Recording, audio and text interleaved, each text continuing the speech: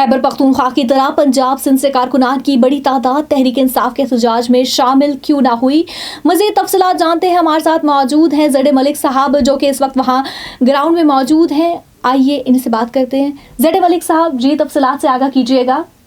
जी किरण, आपका सवाल बड़ा अहम है और इस सवाल का जवाब देने से पहले मैं नाज़रीन को ये भी बताता चलूँ कि जो पीटीआई का जो अभी रैली थी और जो पीटीआई बड़े जोश व खरोश से आ रही है, उन्होंने G10 और G9 वाला इशारा बड़ी उनको रोकने की कोशिश की गई इस्लामाबाद पुलिस और फोर्सेस की तरफ से, लेकिन वो ये सारी रुकावटें तोड़ के 0 पॉइंट पहुंच चुके हैं और वहाँ से आगे बढ़ने की कोशिश कर रहे हैं और भरपूर शेलिंग भी सारे रास्ते उनके ऊपर होती रही है। बहरहाल आपने जो सवाल मुझसे पूछा है कि पंजाब और सिंध के जो लीडरान हैं वो क्यों नहीं पहुँचे अब इस रैली में, उस तरह शरीक नज़र नहीं आ रहे, तो हमारी बात हुई थी जो वज़ीर इत्तलात सेक्रेटरी इत्तलात पंजाब हैं पीटीआई के, उनसे शौकत बसरा ने कहा था जी कि हम निकले भी हैं और हमने पूरी कोशिश भी की है और भरपूर तरीके से हमने जोर भी लगाया, मेरे साथ सारे कारकुन भी थे, लेकिन रुकावटें कुछ इस अंदाज में थी कि हम उन्हें अबूर नहीं कर सकते अपना पूरा जोर लगा कर भी, क्योंकि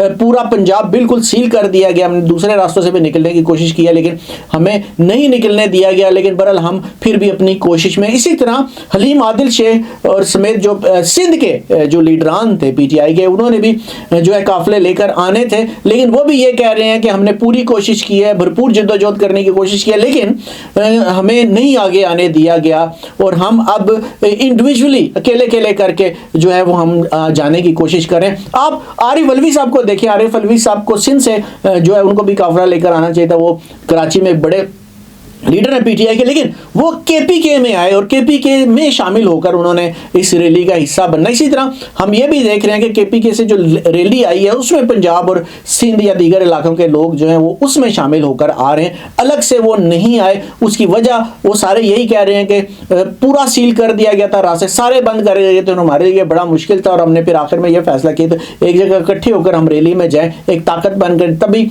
हम इन सारी रुकावटों को अबूर करें। और हम देख भी यही रहे हैं कि वो वाकई सारी रुकावटों को अबूर करके यहाँ तक पहुंच चुके हैं और अब आगे क्या होने जा रहा है उस पर हमारी नज़र है। और किरण, मैं भी चाहूँगा कि नाज़रीन हमारे साथ रहें, क्योंकि हमारे चैनल ने अभी तक सारी खबरें अपडेट करके पहुंचाई और हम आगे भी इस कोशिश करते रहेंगे। जी किरण। जी बहुत बहुत शुक्रिया ज़ेड मलिक साहब। मज़ीद इस हवाले से अपडेट्स के लिए देखते रहिए DTVNN और हमारे साथ जुड़े रहिए। अल्लाह हाफिज़।